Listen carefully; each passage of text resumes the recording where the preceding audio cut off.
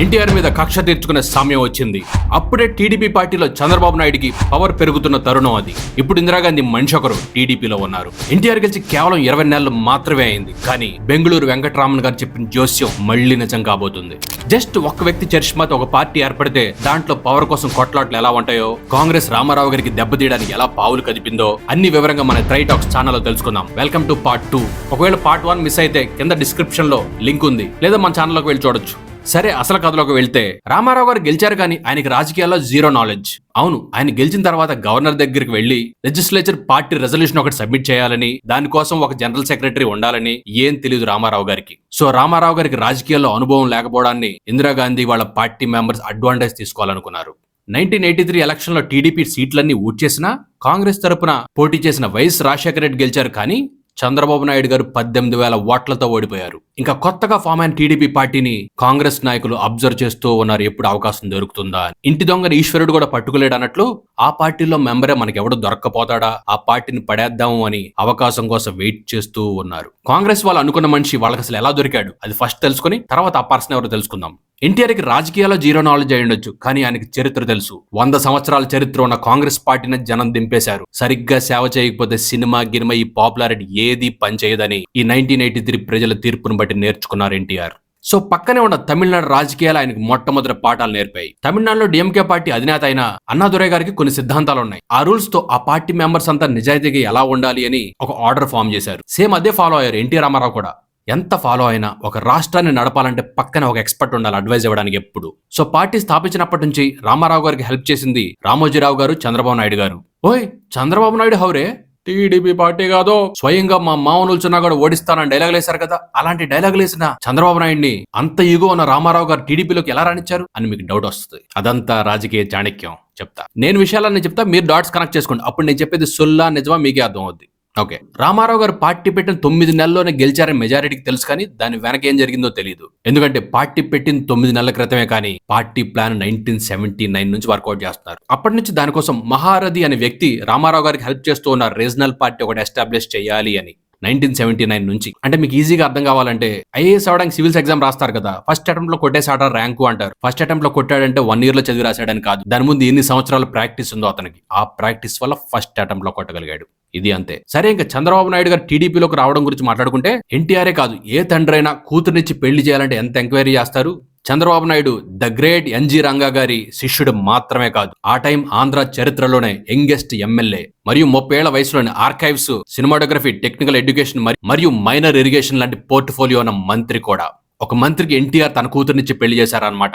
మరి చంద్రబాబు నాయుడు టీడీపీకి అగెనెస్ట్ గా పోటీ చేసి ఓడిపోయాడు కదా అంటే, అది కూడా ఎన్టీఆర్ రాజకీయ చాణక్యమే. రామారావు గారు ఓడించారు కాబట్టి 100 సంవత్సరాల చరిత్ర ఉన్న కాంగ్రెస్ ని ఓడించారా అని మనం ఇప్పుడు చెప్పుకుంటున్నాం. కానీ ఎలక్షన్ ముందు పరిస్థితి ఏంటి? నేపాల్ వర్సెస్ ఆస్ట్రేలియాలా ఉంది మ్యాచ్. గుప్పటి మంది తప్ప టీడీపీలో ఎవరికి ఎక్స్పీరియన్స్ లేదు, అందరూ ఫ్రెషర్సే మోస్ట్లీ. కానీ కాంగ్రెస్ లో పండిపోయింది, రంగేసావంతే ఆ బ్యాచ్. సో పొలిటికల్ అనలిస్టులు అయినా, అకాడమిక్స్ అయినా రామారావుకి కొన్ని సీట్లు వస్తా గానీ సీఎం సీట్ రాదు అన్నారు. సో ఇంత ఇన్ఫర్మేషన్ తెలిసినోడు ఎలా నడుచుకుంటాడు? కాబట్టి కూతురుని ఆల్రెడీ కాంగ్రెస్ మినిస్టర్కి ఇచ్చి పెళ్లి చేశారు. ఒకవేళ టీడీపీ గెలిచింది అనుకోండి, చంద్రబాబు నాయుడు గారి కేక్ వాక్ టీడీపీలోకి రావడం. అదే ఎన్టీఆర్ గారు ఓడిపోయారు అనుకోండి, కాంగ్రెస్ వాళ్ళు ఈయన మీద అటాక్ చేయకుండా అల్లుడు ఆల్రెడీ పవర్ లో ఉంటాడు. సో రాజకీయ చాణక్యంలో ఆ పార్టీ ఈ పార్టీ ఉండదు. పార్టీ అనేది temporary, power main objective. Politics లో హెల్ప్ చేస్తుంది చంద్రబాబు నాయుడు గారు మరియు రామోజీరావు గారు. రామోజీరావు గారు అంటే మీకు తెలుసు కదా, ప్రియా పికిల్స్ మరియు ఈనాడు బాస్ ఆయనే. అందుకే 1983 ఎలక్షన్లు అయ్యాక ఇందిరాగాంధీ గారికి రామారావు గెలిచాడు మేడం అంటే, ఆవిడ గెలిచింది రామారావు కాదు రామోజీరావు అన్నారు. ఎందుకంటే రామారావు గారు గెలవడానికి మెయిన్ కారణం రామోజీరావు గారు. ఫస్ట్ నుంచి పబ్లిసిటీ మరియు ప్రమోషన్ చేస్తున్న ఈనాడే కాకుండా, కాంగ్రెస్ కి ఈనాడికి వాళ్ళకి డుష్యం పడదనమాట. కాంగ్రెస్ పార్టీ చెన్నారెడ్డి సీఎం గా ఉన్నప్పుడు రామోజీరావు గారి బిజినెస్ల మీద అటాక్ చేయించారు కాంగ్రెస్ పార్టీ వాళ్ళు. అందుకే వాళ్ళకి పడదు. అందుకే రామోజీరావు గారు కాంగ్రెస్ ని పడేసి టీడీపీని పవర్ లోకి తీసుకొచ్చారు అని ఇందిరాగాంధీ గారి ఉద్దేశం.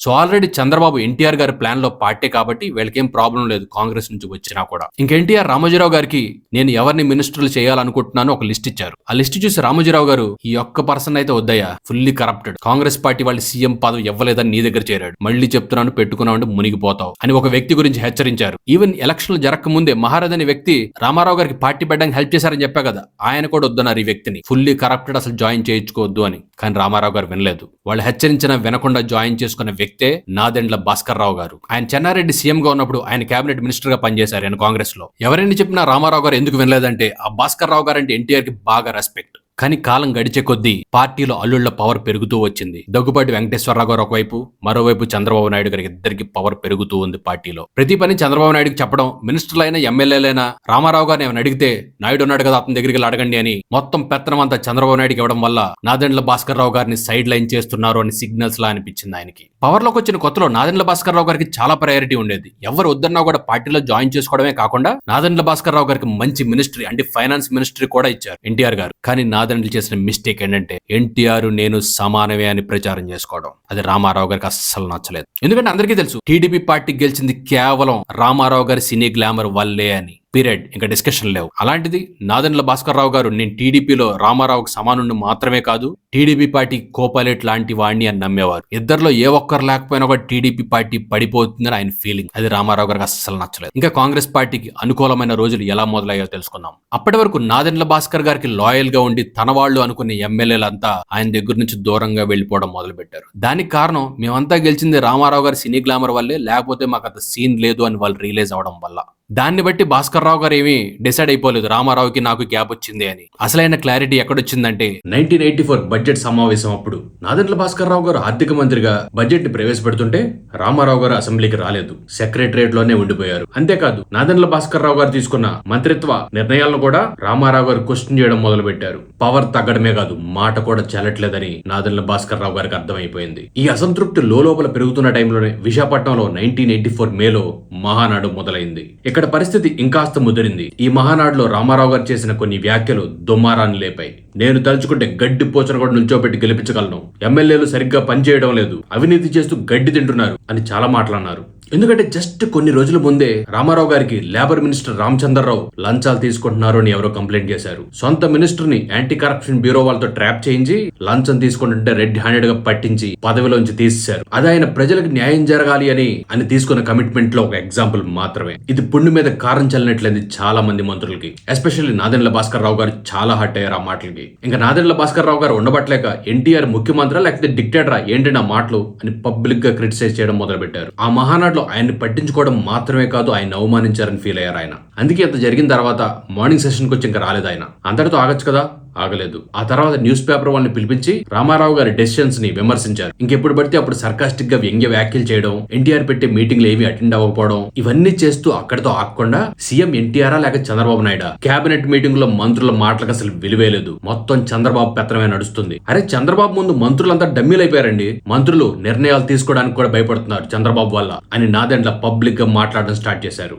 ఏ మాటకు ఆ మాట. ఎన్టీఆర్ గారు అన్న మాటలకి చాలా మంది ఎమ్మెల్యేలు హట్ అయ్యారు, కానీ ఆయనకున్న పాపులారిటీకి భయపడి ఎవ్వరూ బయటపడలేదు ఎక్సెప్ట్ నాదెండ్ల.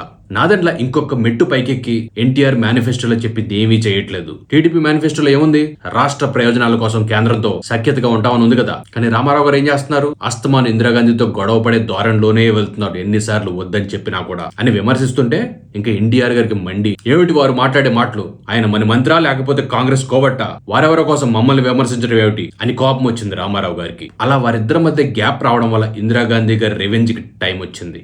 అదే టైంలో రామారావు గారి భార్య బసవ తారకం గారికి జబ్బు చేసి అమెరికా వెళ్లాల్సి వచ్చింది. రామారావు గారు బసవ తారకం గారిని అమెరికా పంపారు, కానీ ఆమె బాగోగులు చూసుకునే విషయంలో నిమగ్నం అయిపోయి పవర్ అంతా చంద్రబాబు నాయుడు చేతిలో పెట్టారు. ఒకనాడు రామారావు గారు కూడా వెళ్లాల్సి వచ్చింది అమెరికా. అదే ఆయన ఫస్ట్ టైం యుఎస్ఏ వెళ్ళడం. బసవ తారకం గారికి ట్రీట్మెంట్ చేస్తున్న డాక్టర్లు మీకు కూడా ఒకసారి టెస్టులు చేద్దామని ఎలా ఉందో చూద్దాం మీ ఆరోగ్యం అన్నారు. కానీ రామారావు గారు బీయింగ్ రామారావు మాకేం అంతా బాగానే ఉంటాం అంటే, డాక్టర్ గారు అందరూ అదే అంటారులేండి, ఒకసారి టెస్ట్ చేస్తే కదా తెలిసేది, చూద్దాం రండి అని ఆయన కూడా టెస్ట్ చేశారు. తీరా టెస్ట్లన్నీ వచ్చాక చూస్తే గుండె బలహీనంగా ఉందని తెలిసింది. జాగ్రత్తగా ఉండమని డాక్టర్లు చెప్పారు, కానీ ఆయన చెవిని పెట్టలేదు. అమెరికాలో ఉన్న భారతీయులు ఆయన చాలా మంది కలవడానికి వచ్చేవారు ఆయన అక్కడ ఉన్నప్పుడు. మీ అందరికీ తెలియదు ఏముంది, ఎన్ఆర్ఐలకి రామారావు గారు అంటే చాలా ప్రేమ. వారందరితో మాట్లాడుతూ మీ తెలివితేటలన్నీ మన వాళ్ళకి ఉపయోగపడాలి, కావాల్సినంత సంపాదించుకుని ఏదో ఒక రోజు మళ్ళీ భారతదేశాన్ని తిరిగి వచ్చేసి మాతృభూమికి సేవ చేయండి అని. రామారావు గారు ఇండియా తిరిగి వచ్చేసిన తర్వాత ఆయన సన్నిహితులు కొంతమంది నాదెండ్ల భాస్కర్ రావు మీ సీట్ లాక్కోవడానికి ట్రై చేస్తున్నాడా అంట అని రామారావు గారు చెవులో వేశారు. కానీ ఎన్టీఆర్ పట్టించుకోలేదు. ఈ చిల్లర కబుర్లన్నీ సిటీల్లో పట్టించుకుంటారేమో కానీ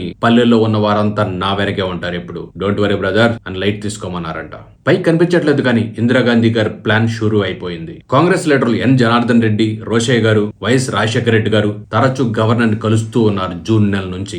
సంథింగ్ ఫిష్ అనిపిస్తుంది, కానీ ఎగ్జాక్ట్ గా క్లారిటీ లేదు ఏం జరుగుతుంది అని. ఇంకా కాంగ్రెస్ లీడర్ మదన్ మోహన్ గారు అయితే రోజు కలుస్తున్నారు గవర్నర్ ని. ఏంటి బాబు ఏంటి సంగతి, ఇంటి వర్డ్ స్కెచ్ చేస్తున్నారంట నిజమేనా అని అడిగితే కొంతమంది చిచి ఏం మాట్లాడుతున్నారు, గవర్నర్ గారు మా ఇంటి పక్కనే ఉంటారు, అక్కయ్య గారు తోడికి పెరుగడిగితే వెళ్ళిచ్చొస్తున్నాను అంతే అని తప్పించుకున్నారు. ఇంకా అదే సమయానికి రామారావు గారికి హార్ట్ ప్రాబ్లం బాగా పెరిగింది. డాక్టర్లు ఆపరేషన్ చేయాలన్నారు. సో ఈసారి ఎన్టీఆర్ అమెరికా వెళ్ళడానికి స్వయానా ఇందిరాగాంధీ గారే పర్మిషన్ ఇచ్చారు. ఎందుకంటే అది ప్రోటోకాల్. ఎవరైనా పొలిటీషియన్ మన భారతదేశాన్ని వదిలి అబ్రాడ్ వెళ్తున్నారు అంటే ఎక్స్టర్నల్ అఫైర్స్ మినిస్టర్ కి చెప్పాలి. అప్పటి వరకు పివి నరసింహారావు గారు ఉండేవారు.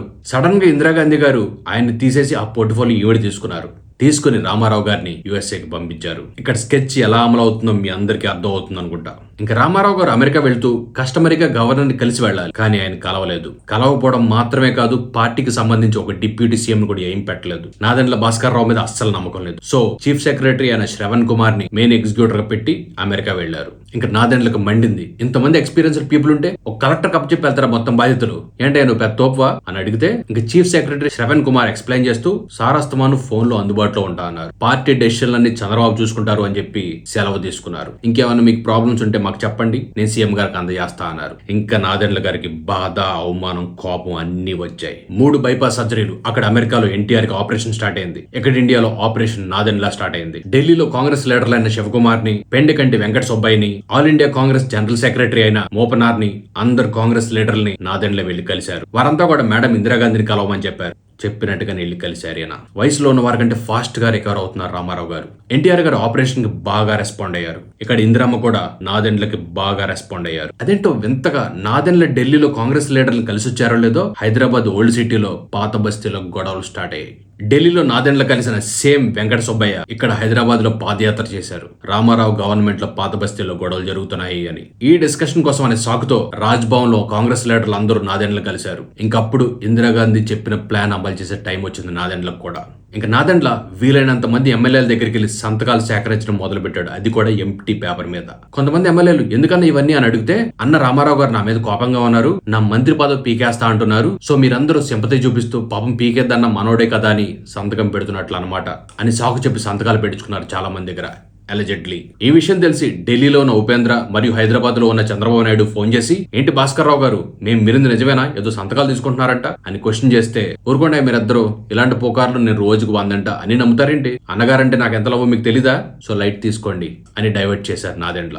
ఇంకా 1984 ఆగస్టు 14న ఎన్టీఆర్ ని అమెరికా నుండి తీసుకొచ్చారు తోడి వెళ్లిన ఇంటెలిజెన్స్ ఆఫీసర్ వి అప్పారావు గారు. అన్నగారిని రిసీవ్ చేసుకోవడానికి చాలా మంది వెళ్లారు. వారిలో నాదెండ్ల కూడా ఉన్నారు. ఆయన రామారావు గారి మెడలో దండేసి, కంగారే ఉందని తొందరగా వచ్చారు, కొన్నాళ్ళు రెస్ట్ తీసుకోవచ్చు కదా అమెరికాలోనే అని పరామర్శించారు. కానీ పక్కనే ఉన్న అయ్యన్న పాత్రుడికి తెలుసు నాదెండ్ల ఇంటి దగ్గర ఎంత హడావిడి జరిగింది సంతకాల కోసం అని. ఇన్ఫర్మేషన్ మొత్తం గ్యాదర్ చేసి పెట్టారు. కాకపోతే అది రైట్ టైం కదా ఆగారు అంతే. ఇంకా రామారావు గారు రెస్ట్ తీసుకోవడానికి ఇంటికి వెళ్తే అక్కడ ఒక లెటర్ ఉంది. సీక్రెట్, మీకు మాత్రమే కాన్ఫిడెన్షియల్ అని రాసుంది. తీరా ఓపెన్ చేసి చూస్తే ఆ లెటర్ నాదెండ్ల భాస్కర్ రావు గారి దగ్గర నుంచి ఉంది. అర్జెంట్ గా చీఫ్ సెక్రటరీ శ్రవణ్ కుమార్ ని పీకేయండి ఉంది దాంట్లో. ఇంకా రామారావు గారికి మండింది. పార్టీ ఎవడ ఆర్డర్లు వేస్తున్నాడు, నాయుడు అర్జెంట్ గా ఎమర్జెన్సీ కేబినెట్ మీటింగ్ ఏర్పాటు చేయి, గవ్వెవడో గవాస్కరాడో చూపిద్దామన్నారు. మీటింగ్ వచ్చిన 90% మంది ఎమ్మెల్యేలంతా కూడా నాదెండ్ల భాస్కర్ రావుని మంత్రి పదవి నుంచి పీకేయండి అన్నారు అన్నగారితో. ఆ గుంపులో కొద్దిమంది నాదెండ్ల భాస్కర్ రావు గారి సింపథైజర్లు ఉన్నారు. వాళ్ళు వెంటనే ఫోన్ చేసి రామారావు గారు గవర్నర్ కి లెటర్ రాస్తున్నారు మంత్రి పదవిలోంచి తీసేయమని అని. ఇంకా వెంటనే నాదెండ్ల భాస్కర్ రావు గారికి కోపం వచ్చి, ఎన్టీఆర్ ఆవిడ నన్ను పీకడానికి నేనే రాజీనామా చేస్తానని ప్రెస్ అంతా పిలిచారు. జస్ట్ ప్రెస్ ని పిలిచే ముందు ఈ సంతకాల పైన ఉన్న సింపతి కోసం అన్న పేపర్ ని తీసేసి, మేమంతా నాదెండ్ల భాస్కర్ రావుకి సపోర్ట్ చేస్తున్నాం, ఎన్టీఆర్ కి అగనెస్ట్ గాని ఇంకో పేపర్ అంటించి పెట్టారు. ఇంకిప్పుడు ఎమ్మెల్యేలందరికి కూడా అర్థమైపోయింది ఇందిరాగాంధీని కలిసిన తర్వాత ఈ స్కెచ్ చేశాడు అని. కానీ ఎన్టీఆర్ గ్రూప్ లో ఇంకొక దేశముద్ర ఉన్నాడు, చంద్రబాబు నాయుడు. చంద్రబాబు నాయుడుకి స్టూడెంట్ గా ఉన్న రోజుల నుంచే, ఆ చిత్తూరు జిల్లా పరిషత్ ఎలక్షన్ ఆ టైం నుండే ఎమ్మెల్యేలందరినీ మచ్చిక చేసుకుని గ్రూప్ నెట్వర్కింగ్ ఎలా చేయాలో బాగా తెలుసు. వెనతో పెట్టిన విద్య. ఇలాంటి నెట్వర్కింగ్ డామినేషన్ స్ట్రాటజీలన్నీ కూడా కార్పొరేట్ లో సీఈఓలు చేస్తూ ఉంటారు. ఈ కార్పొరేట్ బిజినెస్ లో చైర్మన్షిప్, బోర్డు మెంబర్స్, ఓట్లు, ఇలాంటి బిజినెస్ నాలెడ్జ్ ఉన్న వాళ్ళకి అర్థమవుతుంది నేనేం చెప్తున్నాను అని. సరే అది పక్కన పెడితే, చంద్రబాబు రమ్మన్న వెంటనే ఎమ్మెల్యేలందరూ వచ్చేసారు రామారావు గారి దగ్గరికి. నాదెండ్ల అస్సలు ఎక్స్పెక్ట్ చేయలేదు నాయుడు నుంచి ఇలాంటి కౌంటర్ అటాక్ ఒకటి ఉంటది అని. ఎందుకంటే నాదెండ్ల భాస్కర్ రావు గారు ఏమనుకున్నారంటే, ఎన్టీఆర్ గారి కోపం ఎక్కువ కాబట్టి ఆయన ఈజీగా బురిడి కొట్టి ఆ సీఎం సీట్ లాక్కోవాలి అనుకున్నారు. నాయుడు ఎంత దేశముద్ర అంటే, ఇందిరాగాంధీ ఎత్తులకు పోటీగా పై ఎత్తులు వేగంగా వేశాడు, ఎవ్వరు ఊహించిన విధంగా. ఇంకా రాష్ట్రంలో ఉన్న ప్రజలందరికీ ఏం అర్థం కావట్లేదు. రకరకాల పుకార్లు వింటున్నారు. ఎన్టీఓడి మీద కుట్ర చేశారంట, గద్దె దించేస్తారంట, మళ్ళీ కాంగ్రెస్ వాళ్లే పవర్ లోకి వస్తారంట అని రకరకాల పుకార్లు వింటూ ఉన్నారు. కరెక్ట్ గా ఆగస్టు 15 37వ స్వతంత్ర దినోత్సవం నాడు నాదెండ్ల భాస్కర్ రావు గారు రాజ్భవన్ లో గవర్నర్ ని కలిసి, నాకు 91 మంది ఎమ్మెల్యేల సపోర్ట్ ఉంది అని సంతకాలు పెట్టిన లిస్ట్ ఇచ్చారు. ఆ గవర్నర్ కూడా 91 సంతకాలున్న ఆ పేపర్ ని తీసుకుని టీడీపీని 2 ముక్కలుగా చీల్చారు. ఆ చీలిపోయిన టీడీపీకి నాదెండ్ల భాస్కర్ రావు గారిని ప్రెసిడెంట్ చేశారు. అదే రోజు గవర్నర్ ని వైఎస్ రాజశేఖర రెడ్డి గారు మరియు మిగతా కాంగ్రెస్ లీడర్లందరూ గవర్నర్ ని కలిశారు. అసలు గవర్నర్ ఎవరు, తలా తోక లేకుండా బిహేవ్ చేస్తున్నాడు అని అనుకుంటున్నారా? ఆ గవర్నర్ ఎవరో కాదు, ఆయనే రామ్లాల్, ఇందిరాగాంధీ గారి ఎలక్షన్ ఏజెంట్ రాయ్బరేలీలో. ఇంకా తర్వాత వీరంతా కలిసి ఎన్టీఆర్ గారిని ఎలా పడగొట్టారు, సీఎం గా ఉన్న ఆయన ఎక్స్-సీఎం ఎలా చేశారు, ఇందిరాగాంధీ గారికి జరిగిన అవమానానికి ఎన్టీఆర్ మీద కక్ష ఎలా తీర్చుకున్నారు, అదంతా ఫైనల్ ఎపిసోడ్ పార్ట్ 3 లో తెలుసుకుందాం. దీని మీద మీ ఒపీనియన్ ఏంటో కామెంట్ సెక్షన్ లో పెట్టండి. కంటెంట్ నచ్చితే లైక్ కొట్టండి, షేర్ చేయండి, సబ్స్క్రైబ్ చేయండి. లోకా సమస్త సుఖినో భవంతు.